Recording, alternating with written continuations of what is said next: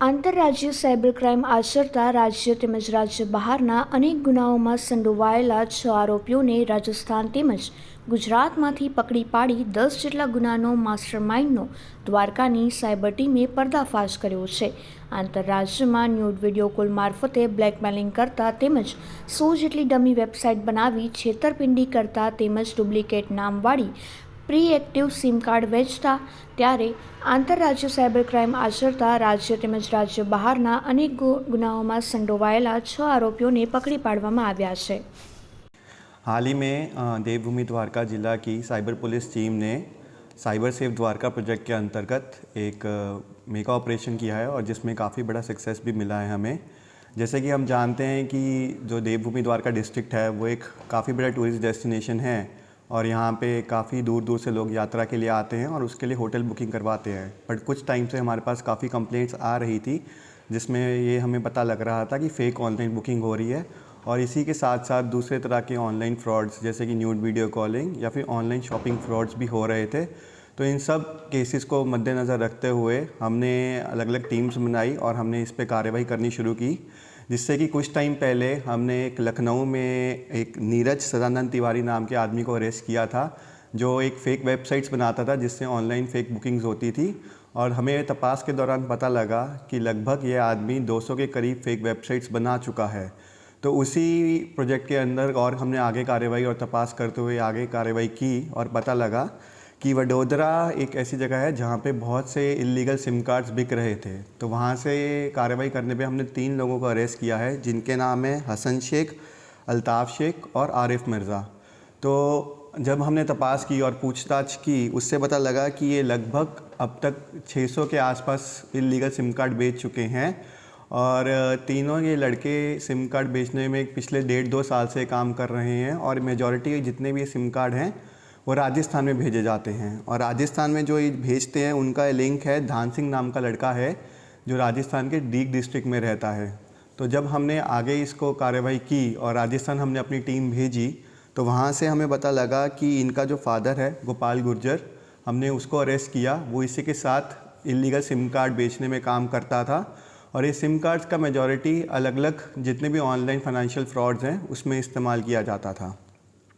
और इसके अलावा हमारे पास रिसेंटली एक खंबलिया में केस आया है जिसमें एक मंडप सर्विस प्रोवाइडर जो हैं उन्होंने फेसबुक के फेक पेज पे अपना एक ऑनलाइन ऑर्डर किया और ऑनलाइन ऑर्डर करने के बाद उन्होंने 30,000 के आसपास की पेमेंट की। बट कुछ टाइम बाद पता लगा कि वो एक सारा जो ऑनलाइन ऑर्डर का प्रोसेस था वो फ्रॉड था।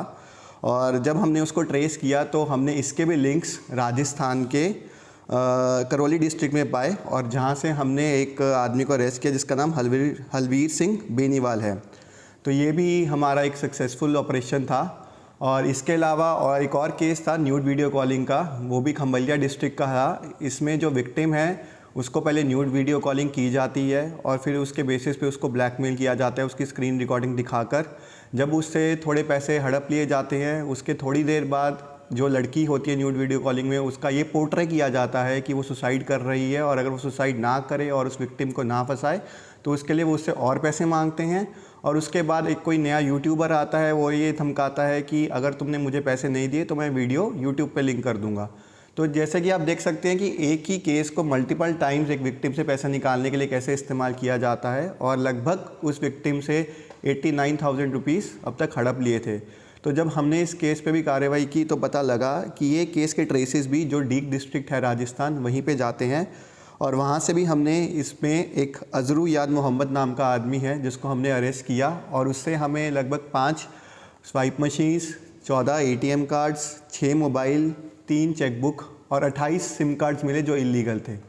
तो इससे आप देख सकते हैं कि जितने भी ऑनलाइन फाइनेंशियल फ्रॉड्स हैं उसमें जो इलीगल सिम कार्ड होता है उसका एक बहुत ही बड़ा रोल रहता है।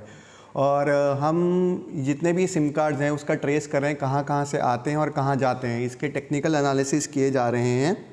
और नॉर्मली फ़ेक सिम कार्ड्स ऐसे होते हैं, इनका एमओ ये रहता है कि जब भी कोई आदमी सिम कार्ड ख़रीदने जाता है तो जो सिम कार्ड बेचने वाले होते हैं वो किसी ना किसी बहाने से सिम कार्ड का जो थंबप्रिंट और फिंगरप्रिंट जिसको हम कहते हैं वो 2 बार ले लेते हैं या फिर वो ये कहते हैं कि फ़िंगरप्रिंट क्लियर नहीं है आप दोबारा दे दीजिए। दूसरा एमओ ये है कि वो जब फिंगरप्रिंट आपको लेते हैं उसके बदले आपको डीएक्टिवेटेड सिम कार्ड दे देते हैं और वो ये कहते हैं कि अगले 1 दिन में एक्टिवेट हो जाएगा। लेकिन वो जब एक्टिवेट नहीं होता है तो कस्टमर अगले दिन दोबारा जाता है उसके पास कि मेरा सिम कार्ड एक्टिवेट नहीं हुआ है, और फिर वो उससे इसी बहाने से दोबारा थंबप्रिंट और फिंगरप्रिंट लेता है जिससे कि वो दूसरा सिम कार्ड एक्टिवेट कर रहा है। तो इससे एक आदमी और एक कस्टमर के फिंगरप्रिंट पे जिसमें एक एक्टिवेशन होना चाहिए था, एक से ज़्यादा हो पाता है। तो ये बेसिक एमओ है। तो आपके ज़रिए हम ये भी लोगों में सूचना देना चाहते हैं कि जब भी कोई आप सिम कार्ड खरीदने जाते हैं तो कोई भी कारण से आप एक से ज़्यादा बार अपना फिंगरप्रिंट नहीं दीजिए, और अगर आप दे भी रहे हैं तो आप मेक श्योर कीजिए वो जेन्युइन रीज़न है। एंड अभी भी ये जो मैंने केसेस बताए इस पे अभी इन्वेस्टिगेशन फर्दर चलेगा, टेक्निकल एनालिसिस और किए जाएंगे, और जितना भी फेक ऑनलाइन बुकिंग और बाकी साइबर केसेस हैं उस पर तपास की जाएगी ताकि जो हमारा प्रोजेक्ट है साइबर सेफ द्वारका का वो हम उसे और भी सक्सेसफुल बना सकें।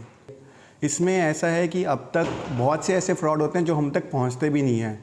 तो जितनी हमें अब तक कंप्लेंट्स मिली हैं उस पे आराम से हमें लगभग 20 लाख के आसपास ऑनलाइन फाइनेंशियल फ्रॉड्स हुए हैं, होटल बुकिंग के ही सिर्फ जिसकी मैं बात कर रहा हूँ।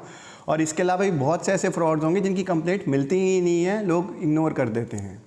इनकी बेसिक एमओ यही रहती है कि अलग अलग स्टेजेस पे अलग अलग लोग इन्वॉल्व होते हैं।